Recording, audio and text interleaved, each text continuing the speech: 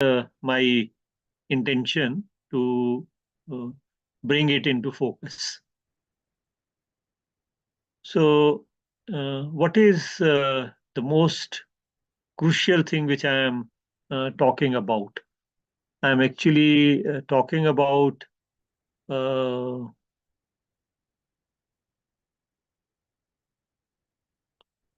just for a minute.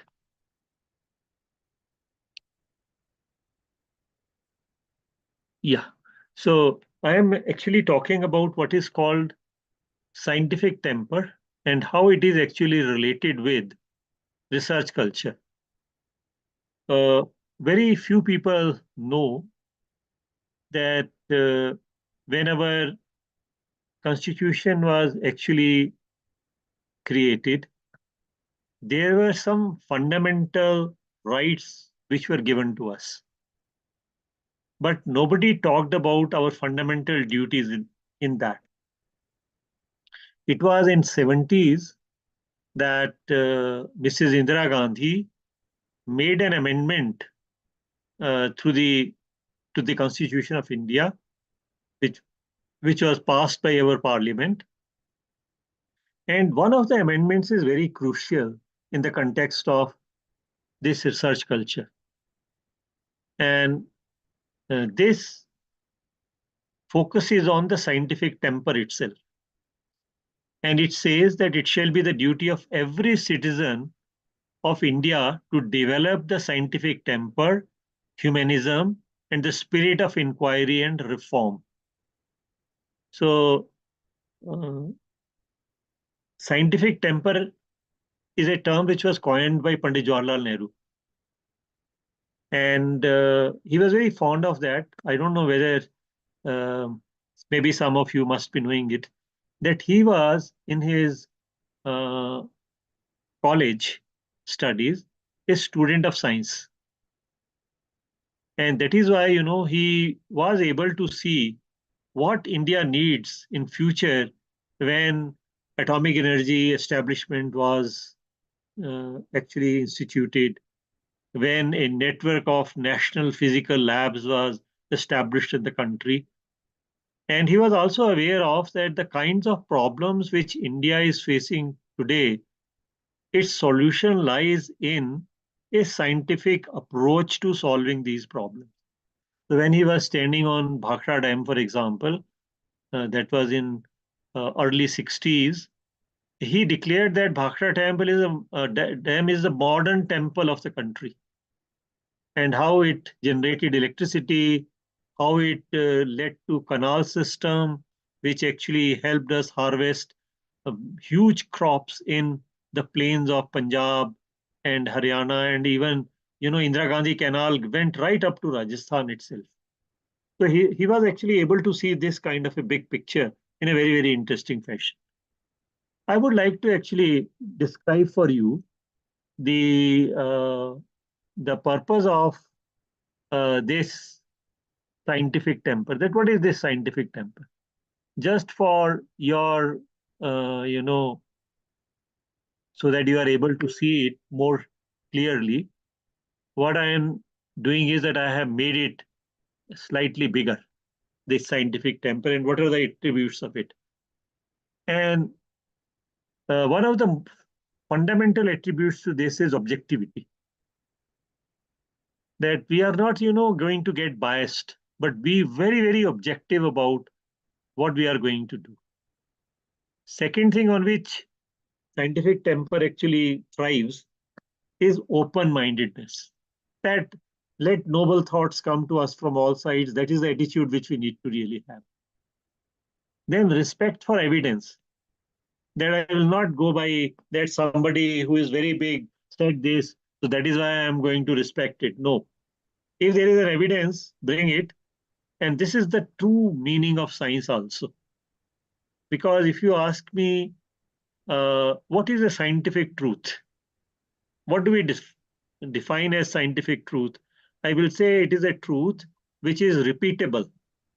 That if somebody says that water boils at 100 degrees Celsius at normal pressure, anybody can do this experiment anywhere in the world, you will always find that provided conditions are maintained of normal pressure, water will boil at 100 degrees Celsius. So there is an evidence which is there for us.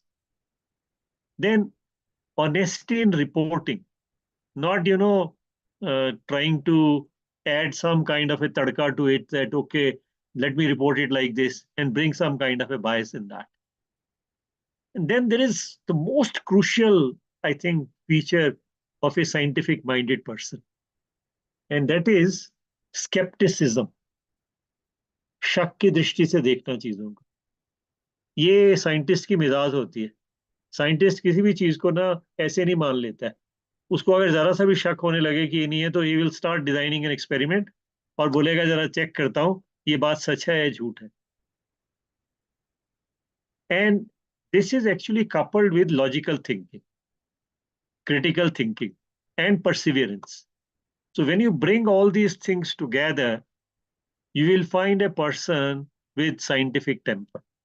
And our, you know, constitution envisages that. It actually thinks of something of this kind, and it wants that we should practice it as our fundamental duty.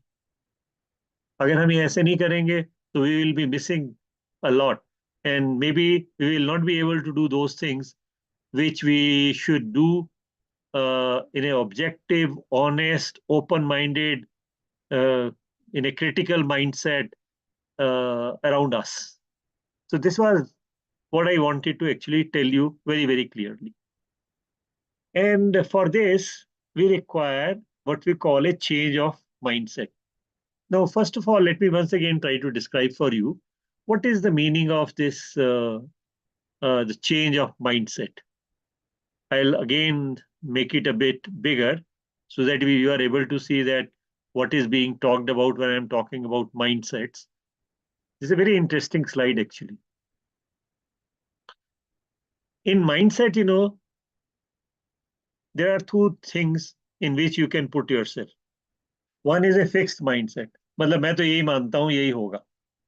There is a person who is different from this fellow. And he is or she is a person with a mindset of growth. Now, anybody who is having a fixed mindset, that means that he has closed himself from all thoughts which may come to him from outside. And things don't work like that, at least if you want to do research. You have to have a growth mindset. And there is a difference when these two people come across a few things. Like, for example, if a challenge is put to them, fixed mindset वाला person जो है ना वो he will say, oh, this is too hard, forget about it यार, ये नहीं होता है. Whereas growth mindset वाला क्या बोलता है, let us do this, let us try, let us see whether we can overcome this challenge or not. When some adversity comes, then the fixed mindset person says ये तो भाई किसी ने पंगा किया हमारे लिए, ये किसी ने जरूर हमारे लिए प्रॉब्लम क्रिएट करी. Whereas a growth mindset person is who looks at it as a problem which requires a solution. So he asks or she asks herself a question, how can I solve this? Okay. When we say that, okay, this is a problem, you have to make an effort, fixed mindset wala will say, look, iska solution milne wala kuch nahi hai, it is a waste of time. Whereas the growth mindset person says, here is the time to work hard now. ये है challenge हमको accept करना है और उसको आगे ले जाने की जरूरत है. अब जब आप काम करते हो ना, when you work, criticism is bound to be there. With a fixed mindset person, he is not ready to listen to criticism, or she is not ready to listen to criticism. He may come forward with say, how dare you say this thing? Whereas the person with a growth mindset says, okay, let me see how I can improve.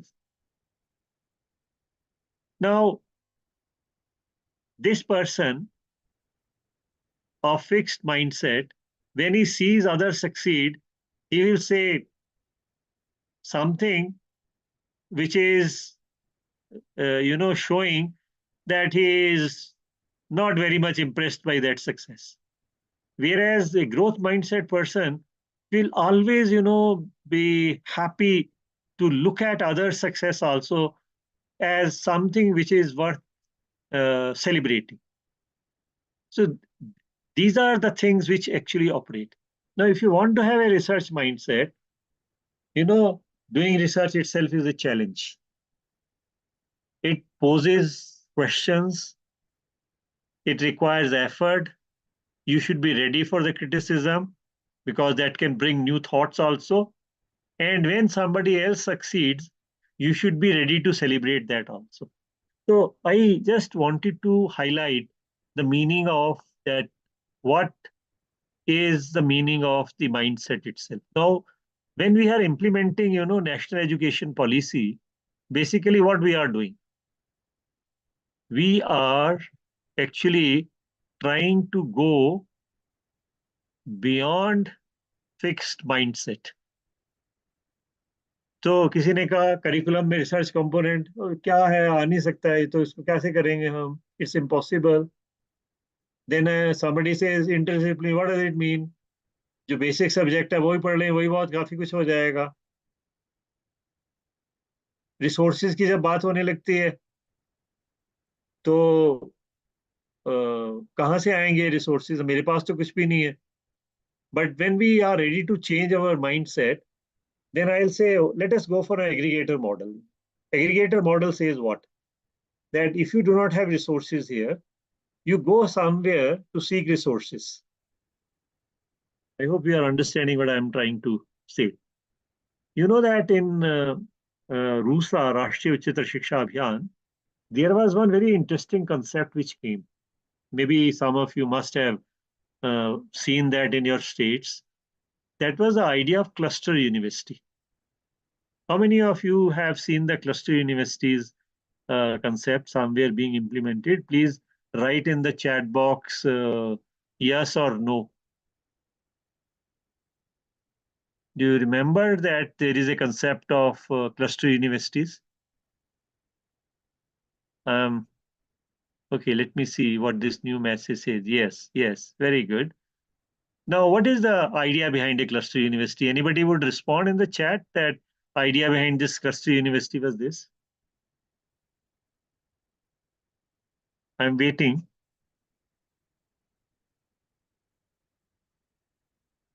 What is a cluster university? This is a very important concept, and it's very important in the context of research also.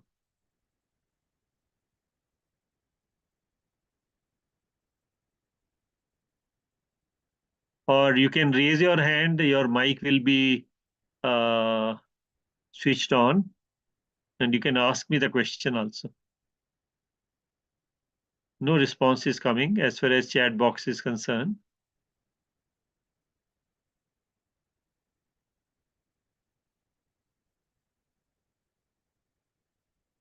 Vijeta madam, you know that the concept of cluster university?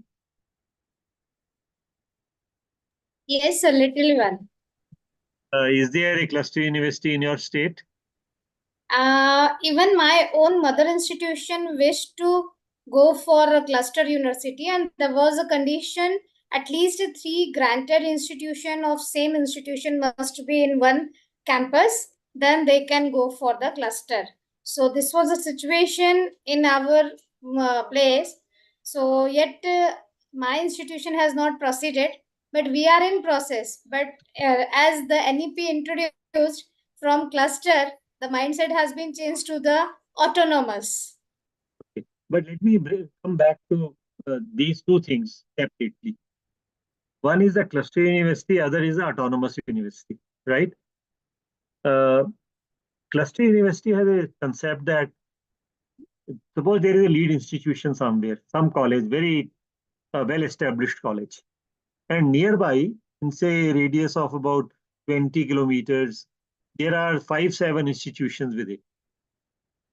Now, these institutions are not as good as this lead colleges. So what we are saying is that you shake hands with this lead college और आप ना एक cluster बना लो और उसपे क्या करो अब आप, that you share your resources, and this is an aggregator model. If you go through the national education policy, you will find that it says that it wants to bring down the higher educational institutions from about 45,000 to 15,000. Now, what is this model? Bringing down to 15,000. Are we going to shut the colleges and universities? The answer is no. This is the model in which out of 4, 5, we will create one. So now imagine if 3 institutions come together to form a cluster, right? Then suddenly you will find it will become one. And out of those 45,000, you will find that you may get reduced to a much smaller number. So what are the resources which you are going to use?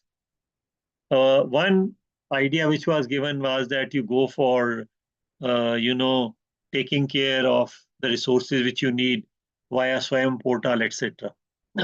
Here, what is going to happen is, now you are sharing the resources of teaching, labs, etc., or research, etc., within this cluster itself. This is one point which is there. Second thing is autonomous colleges. Now, what is the meaning of an autonomous college? So, if you look around, there is a competition which is going on between autonomous colleges and the affiliated institutions. I think most of the people who are sitting in this particular lecture, they are in affiliated institutions. Are there any people who are from autonomous institution? Please write A in the chat box.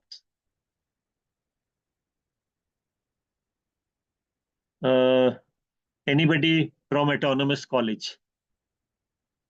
Mr. Keshav Jha is from Autonomous College, sir. Okay. So what is happening as a result of this? Keshav Jha is from Radhakrishnan M. Tigos sir is also there. Yes. Keshav Jha sir and Radhakrishnan sir, you are requested to unmute and respond to sir, please. Yes. So I just want to know one thing from my friends, and that something is that how do you see the difference between autonomous college and an affiliated college? Yeah, will somebody respond? Ma'am Vijeta named them also. Abhijit sir, would you like to answer something or talk something on this? Mr. Gaurav Kumar?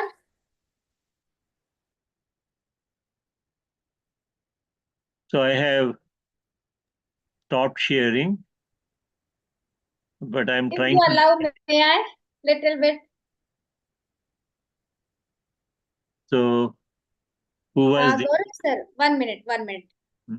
You are unmuted from my side. You please unmute your side. Mr. Gaurav, please unmute your side. I have unmuted you. Yeah. Yes. Welcome. Yes. Good evening, sir. Good evening. Okay. My institute, I am from Tulani Maritime Institute, ma'am. Okay. And it is not autonomous to say. It is affiliated to IMU, that is Indian Maritime University.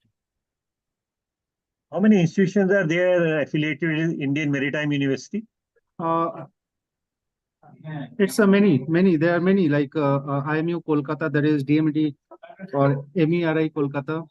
Then we have here our institute, that is Tulani Maritime Institute from Pune. And then there are LBS, Lal Bahadur Shastri College of Maritime Institute. Yeah, total 6, sir.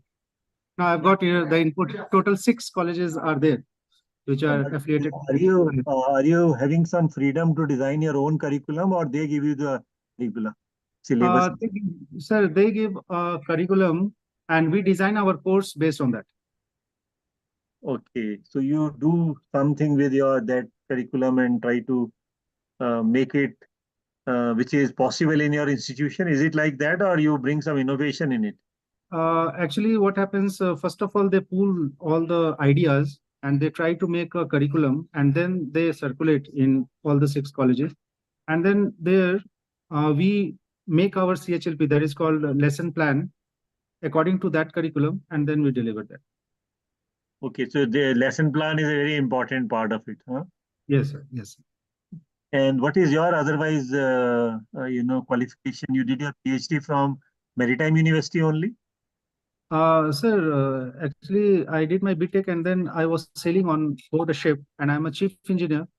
I sailed as chief engineer, and on that capacity, I've been appointed here. And after 2 years, I shall go for PhD. Okay, so it's like a in between 2 years break. Yes, sir. Okay. So Yeah. actually, anybody who is from autonomous college, I would love to really talk to him or her. Typical autonomous college. Mr. Radhakrishnan sir Yeah, is there? Radhakrishnan sir. Yeah, please come on. Yeah, please. Radhakrishnan ji, are you there? I'll Yeah. unmute you. Yes. Please unmute from your side.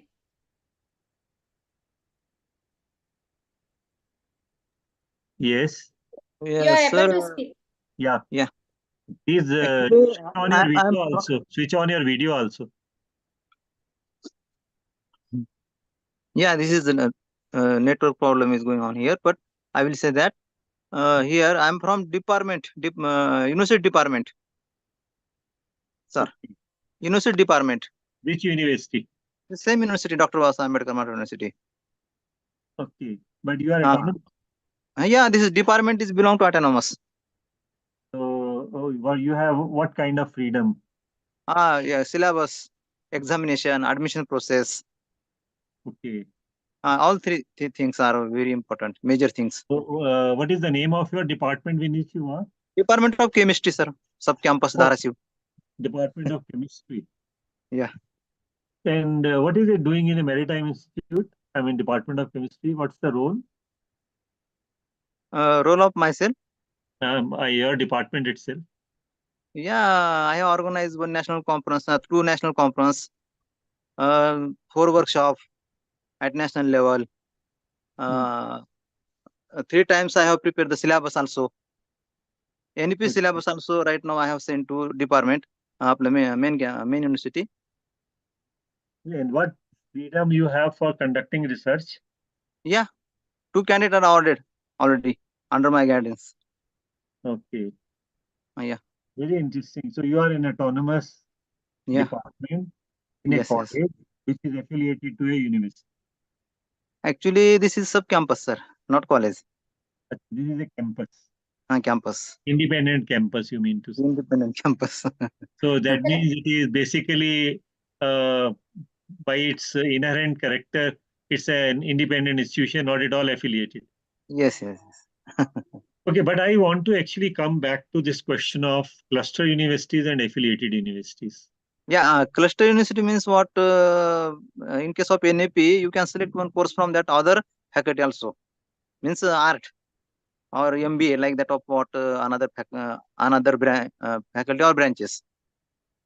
It is not just that, it is like, you make them part of what you call associate colleges, Okay, okay, and then they operate under that cluster. okay, okay. They share their resources in whatever manner they can, teaching Just- resources Uh-huh. and all Okay, that. But what I want to actually tell is this: I'm making a very strong statement, and okay. please believe me what I am saying. Yes, yes, yes. If you want to make national education policy a success, you should Okay, remove affiliating system, okay, get rid of it, because most of the ills come from the affiliating system itself. You are very, very strongly bound with a university, yeah. and their role is to conduct examinations for, say, 300 colleges. All the time, university is busy in that. University doesn't know what a particular college is doing, nor college is able to get the kind of support which university should provide them. Very nice. Time has come when we should really get rid of the affiliating system. And when I think we are saying something of this kind, cluster universities are going to make a very important contribution in that particular direction. Okay. Autonomous actually means, and that is where faculty also needs to get aware. Faculty also has got a resistance for autonomy. You know why? Because they say that maybe the government grants may be taken away. Yeah. And that is not going to happen in this country, let me tell you. Because government has a basic responsibility to take care of the education in the country. Higher education in any country cannot be run independently when it becomes unaffordable because the cost will go very high. Okay. So this is most fundamental thing which we have to really remember. And that Okay. is where this aggregators model actually comes into the picture, which I was actually talking about. So I'm once again sharing my screen and coming back to what we were talking about. So I am here, and let me just come back to this. Once you have autonomy, to bring more credibility to yourself, you require course curriculum accreditation also. Now, see, when you are autonomous, it is more likely that you can tune very frequently your curriculum to the latest things which are happening, latest knowledge which is coming to the front, and you will find it will be much easier to add research component to it. This is the biggest thing which is going to happen. Then, if you are autonomous, you may like to go for accreditation for each and every course which is being taught in your institute.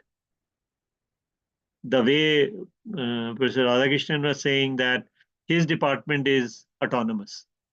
So I believe that his department is also an accredited department from All India Council of Technical Education, say. Next thing which is there is industry academia collaboration. I think even after 75 years of independence, Indian academic institutions, except IITs or NITs, or say Indian Institute of Science, we have not been able to have any kind of a collaboration with industry. I think once it starts happening, we will see that money will also start flowing to support research, and it may lead to identification of the problems locally which require solutions. And in research, we must remember we have to think locally. Locally means thinking has to be global, but it should not be divorced from the local thinking. Another thing which is required to get research minded is to have what we call bold goals. जैसे हमने सोचा कि हमको rocket भेजना है. अब imagine कीजिए, I think you must be remembering some pictures which you must have seen of APJ Kalam taking a sounding rocket in Thumba on a cycle. That's a very iconic photograph of APJ Kalam.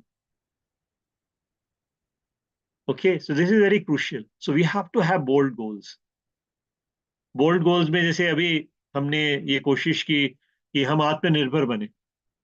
The moment you say that we want to be self-reliant, Atmanirbhar, you have to have bold goals because you are saying, look, something which I need, which is of state-of-the-art technology, I must create and generate it in my own country itself. So for that, you have to have bold goals. And we want to be leaders. Message is what? We don't need to be followers. Then and only then we can become leaders, because followers cannot become leaders. So this change of mindset is needed. Now, we must remember that when we are interested in developing these research activities, there are a number of types of institutions which are there around us, which already have very well established research activities like IITs, ISERs, state universities. Some of the state universities are very good. Old center universities are very good. Delhi University, for example, JNU, for example, Hyderabad University, for example. These are very good universities. Calcutta University, for example. But where have we to actually focus then? It is here that we have to start thinking about capacity building or capacity development. Where do we lack in state universities if we are not able to match with the research output of, say, IITs or ISERs? Because we lag in capacity building, capacity development. Now, in an IIT and an ISER, a teacher is given a full freedom that if you have vacation, you can go to any other institution to do research outside the country even. Once in a year, they are given some kind of a fair also to participate in these things. I think we need to really bring this also to the colleges, state universities in particular, and some of the new central universities. Another thing which is there is every time we do anything, we must keep our eyes focused on societal needs. Because science, sometimes people think, okay, science is there for the sake of understanding nature. But can you imagine where we are today without what happened in physics in the 20th century? It is unimaginable. Starting from X-rays, for which first Nobel Prize was given in the year 1900. You go through each and every Nobel Prize, you will find it has one or the other societal impact. Whether it is medicine, whether it is physics, whether it is chemistry, whether it is any technology. I'll give you some examples. I think that should let you see that we will always find that we will be going always from basic sciences to applied sciences. And these basic sciences, what they do, they can really create a great, huge leap. One of the examples which is coming to my mind right now is the development of LED, light emitting diode. Now, when LEDs were discovered, there were some challenges in it. We were not able to produce white light of LEDs. Today we are able to. And that breakthrough actually led to the development of what you call energy saving lighting devices. Energy saving lighting devices, I am saying. You know that in your home, there are now all LED bulbs. Government of India took special measure that in every home, LED fixtures and LED bulbs are available. And today we are even seeing there are LED televisions. There are even quantum dot televisions. So a transition always occurs from basic to applied to translational. And we need to really have these research activities going parallel. Maybe if you are not able to do basic research in your college, maybe you can do applied. Maybe you can do some kind of a translational research. And we must not forget that today's basic science is tomorrow's technology. Dear participants, my background is of physics. You know that now. Quantum mechanics started developing in the year 1925, which we call proper quantum mechanics. Before that, what we were having was a kind of semi-classical quantum mechanics. Tell me anything which you are seeing as technology, and I'll tell you quantum mechanics is involved in it. And suddenly, when we came into 21st century, we have started hearing about quantum computers, which are different from traditional classical computers. Quantum communications. In quantum communications, one of the key things is the secrecy of the messages which is going from one place to another. With the coming of quantum communication, we will find that we require a very, very robust system of encryption so that quantum computers are not able to encode what goes as a message. So these are some of the examples which I wanted to give you.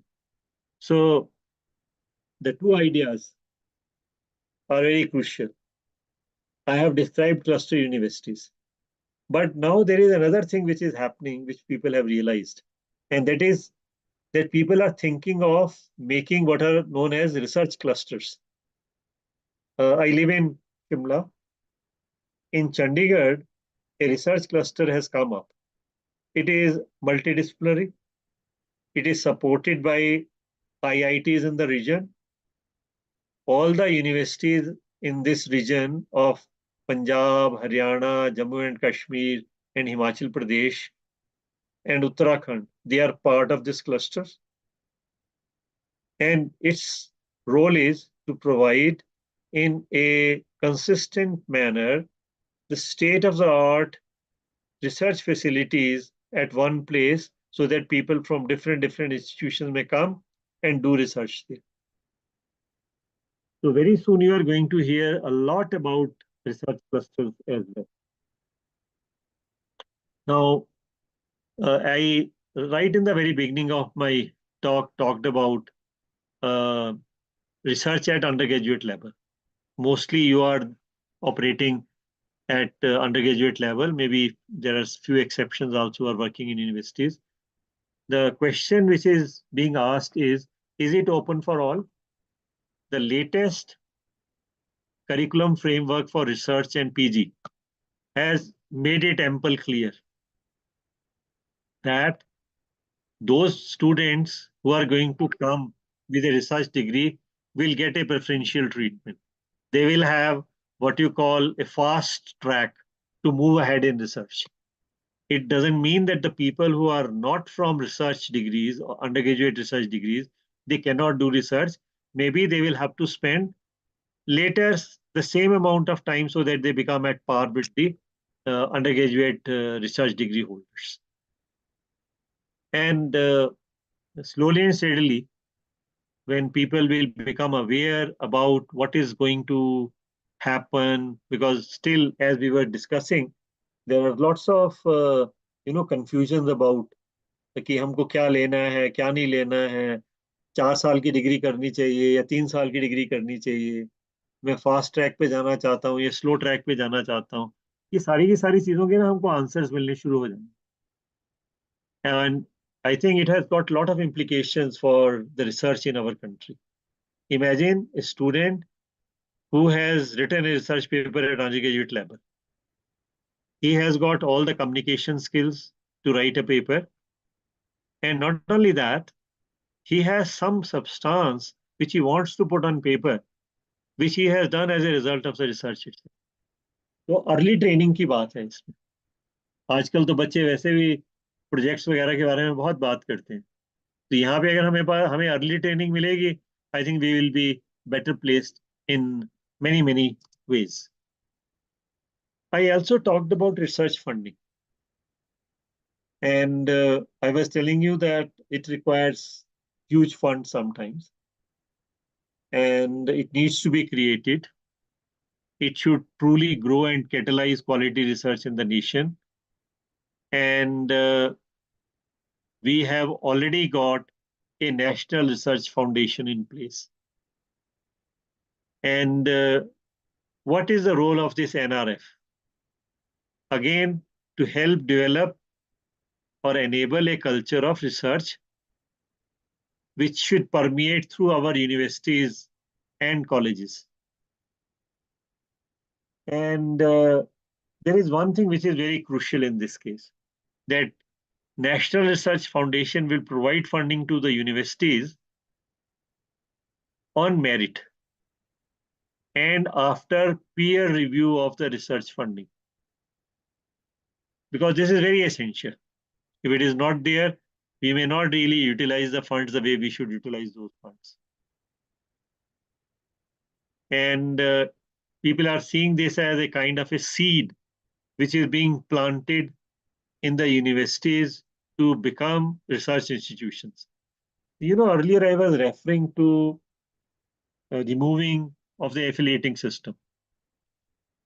Most of our state universities, they have become examination conducting agencies. And it is not their role. Their role is basically to disseminate knowledge and to create knowledge. Dissemination बेचारे तरंग तुंग होकर के करते रहते हैं, but to create new knowledge आपको ना इन सब चीजों से एक अलग पीस की जरूरत है जिसमें आप बैठ करके बैठो सोचो और कुछ काम करने की कोशिश करो. ओके, जहाँ पे लिमिटेड रिसर्च कैपेबिलिटी है वहां पे उस रिसर्च कैपेबिलिटी को हम बढ़ाने की कोशिश करें. And NRF is actually going to give research in all disciplines, whether you belong to humanities or you belong to sciences or you belong to social sciences or you belong to business or you belong to commerce or you belong to vocations. This is a very new element, vocational studies. Vocational studies is not that you cannot do research there. You can do that also.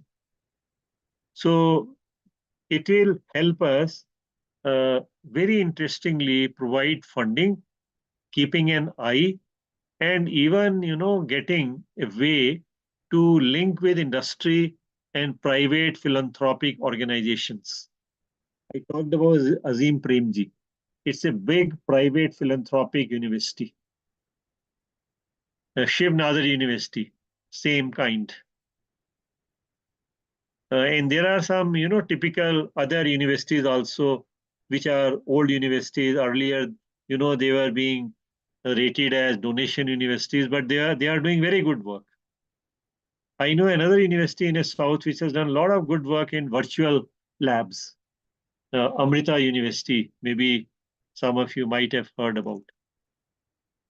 So this national research funding is going to fund research in all disciplines they are actually going to encourage multidisciplinary approach for doing research. आपने कुछ basic में करा, somebody in the applied sciences department applies it. Somebody in the applied sciences department takes it to the technology end and implement it in the form of a technology. So what will be the primary activity of the NRF? Number one, provide competitive, peer-reviewed funding opportunities across all disciplines. Seed, grow, and facilitate research at academic institutions, particularly at the universities and colleges, where research is currently in a nascent stage. I told you now that colleges are getting funding to the tune of 20 crore rupees. There was a time when even public universities were not getting this kind of funding, like state universities. Then act as a liaison between researcher and the relevant branches of government as well as industry.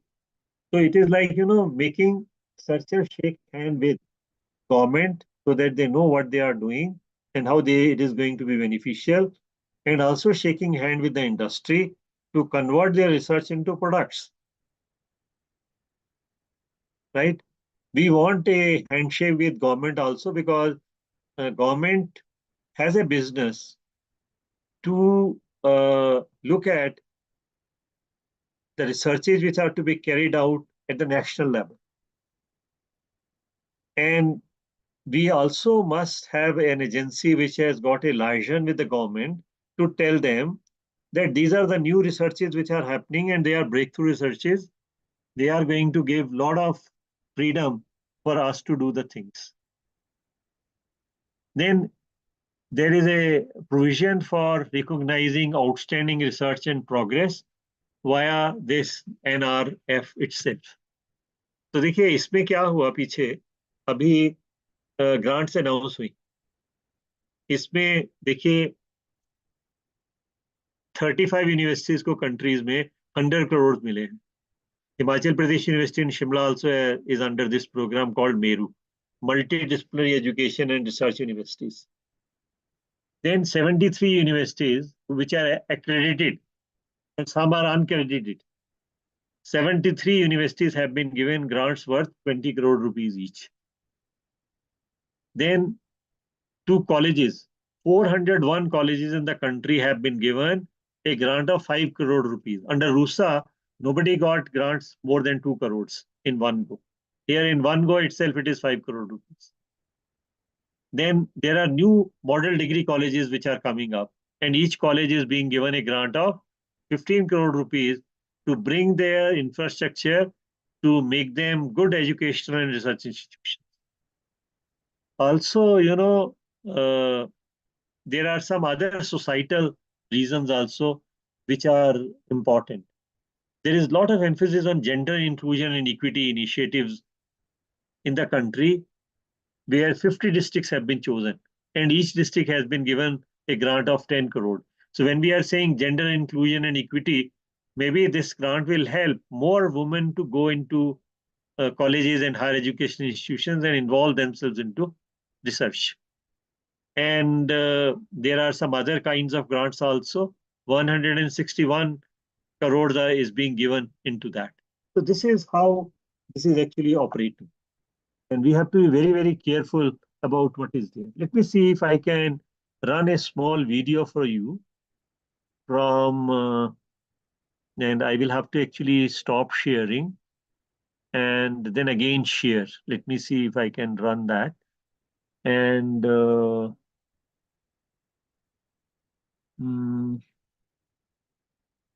I want to share the sound of the, I would like to optimize it also. Video clip. Okay, so let me see if I can go here once again and run a video. Okay, so let me see. I come here and I am running this video.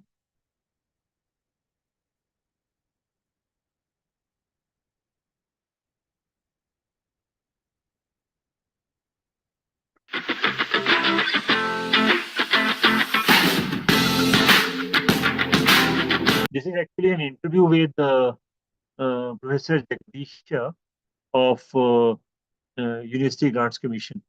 And more of a push from the private sector also. Like government is pushing, they have some research. So to address this issue, as part of the NEP 2020, now what we are doing is we are encouraging the institutions to establish research and development cells. Okay. More than 700 universities have already established these centers. The idea of these centers is multifold. One, to educate our faculty members, to train our faculty members to write successful project proposals. Okay. And also to train our faculty members, even if I get a project fund, I need to know how to run this project, how to manage this project.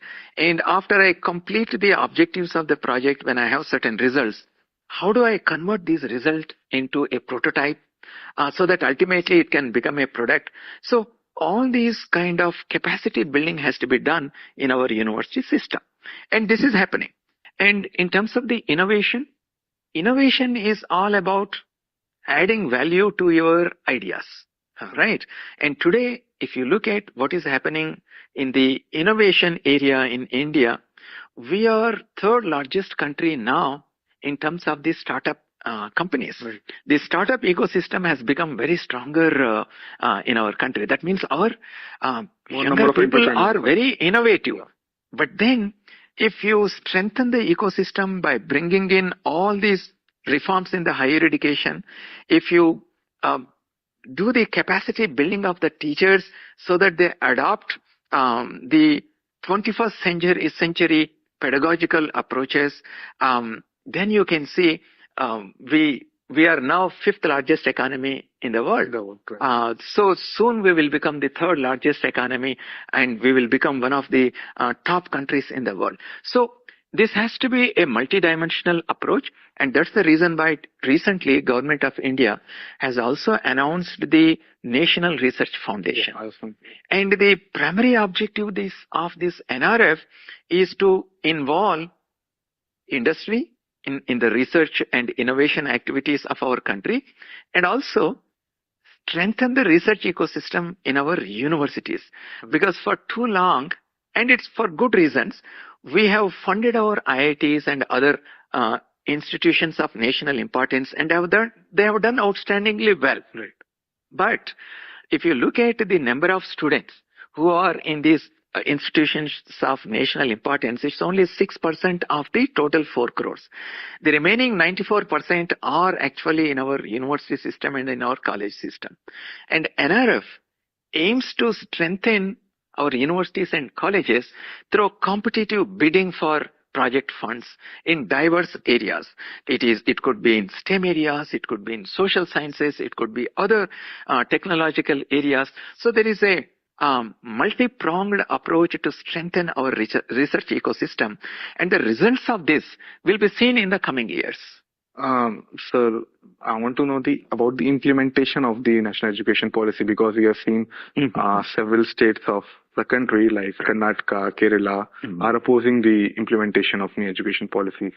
So what's their idea? What's their back in the mind, like what they are facing the issues or what they are not liking about the policy?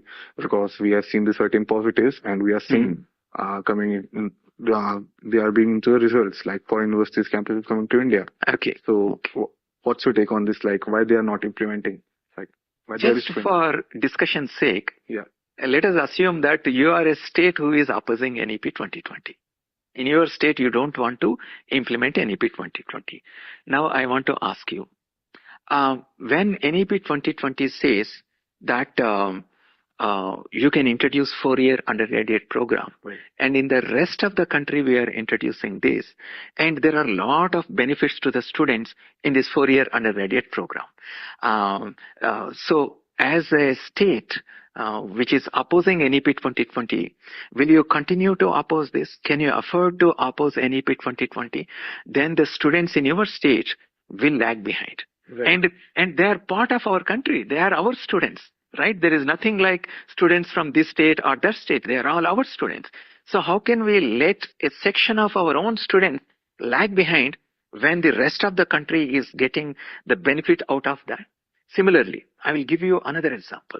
Suppose we give a level playing ground to our students by introducing common university entrance test, so that any student, irrespective of carried out in some other ways, and then people took it, and the community basically took it in a different way. So in the particular states like Kerala, we have the highest. So I am coming back now. I have already. So I hope you were able to listen to it. Were you able to listen, Vijeta ma'am? Yes, sir. Yes, sir. Very well.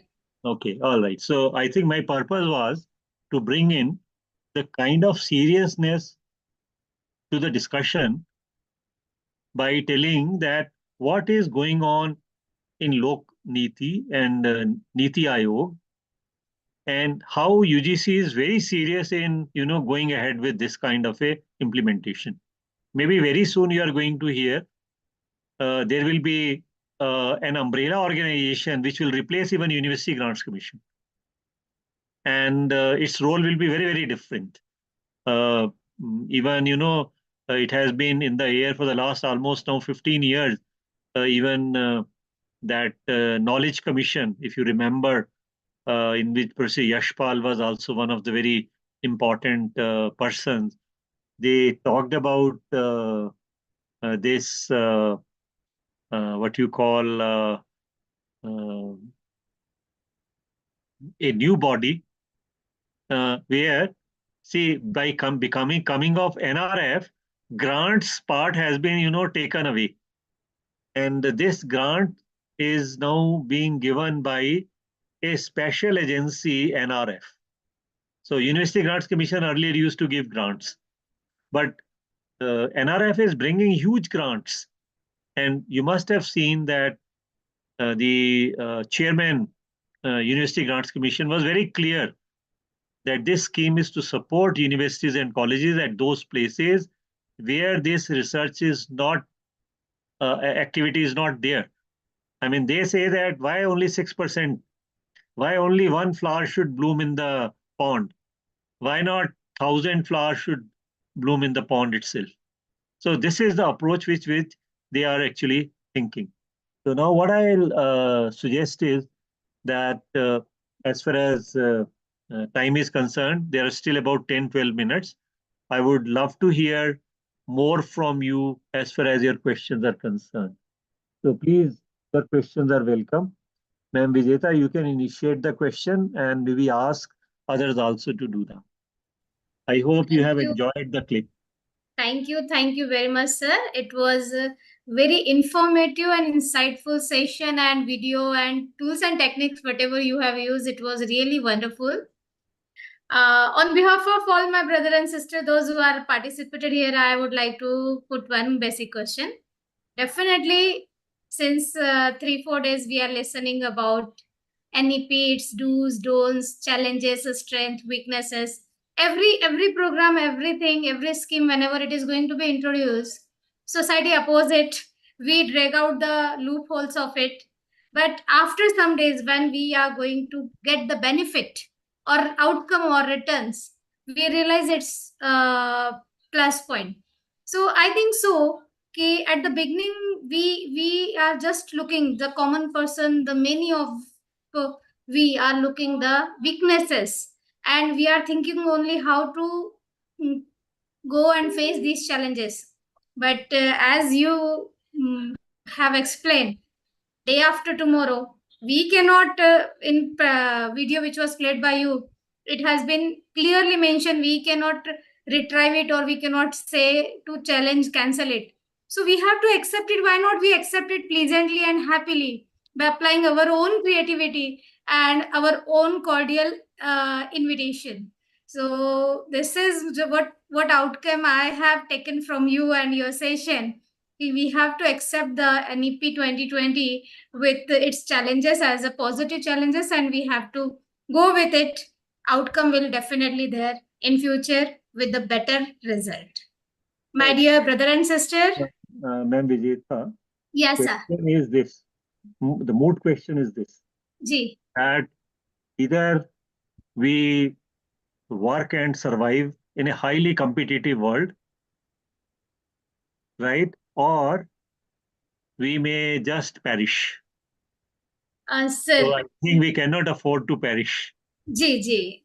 As mobile was introduced, I'm just trying to explain the thing as you have explained. As mobile was introduced, Indian people are still not aware with the English language 100%, and where they are not techno savvy. But nowadays we can see 90% Indians are handling mobile phones, and out of that 70% are handling a smartphone.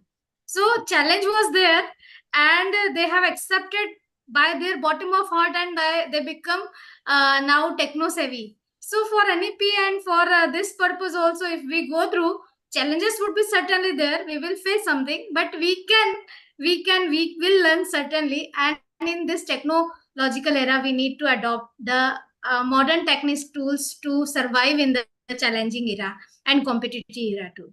When we want to discuss land to lab and village to globe, we have to accept all these things. Yes. Ma'am, again, I have an anecdote which I would like to share at the final. जी sir, please. You know, मेरे घर में ना एक painter आता है. हाँ. वो बिल्कुल अनपढ़ है. उसको अंग्रेजी पढ़नी नहीं आती है. जी. जब उसने अपना स्मार्टफोन खरीदा तो मैंने उसको एक सवाल किया. मैंने कहा भाई राज मोहम्मद, कि तू क्या करेगा, तेरे को कुछ करना तो आता नहीं है, और किसके लिए लिया तुमने ये? पहले तो उसने ना जवाब दिया कि सर जो मेरी डॉटर है ना वो बोलती थी इसके ऊपर बहुत कुछ पढ़ने के लिए मिल जाता है, तो पापा एक स्मार्टफोन लो, इसमें डिक्शनरी मिल जाएगी. See, look at it, how the daughter was inspiring father. पर मैंने पूछा यार चलो उसको तो फायदा हो जाएगा, तेरे को क्या फायदा होने वाला है? कहता है सर इसमें कुछ भी लिखना नहीं पड़ता, इसमें तो सब ना फोटो बनी होती है, उसको क्लिक करो काम हो जाता है. See how the person who is completely illiterate is ready to adapt and adopt the new technology. और फिर हम तो हायर एजुकेशन इंस्टीट्यूशन में बैठे हुए लोग, हम कैसे ये कह सकते हैं कि हमको ये टेक्नोलॉजी नहीं आती है? When I bought my first personal computer, ma'am, you will not believe it, you will laugh at it.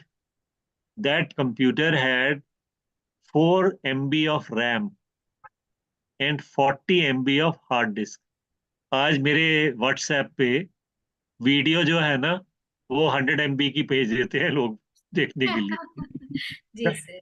और जब वो मैंने उसको डिस्पोज ऑफ करना चाहता था, 1 लाख का खर्चा था तब मैंने, जैसे I am telling you in early 90s, तो कोई उसको 2000 में भी लेने के लिए तैयार नहीं था.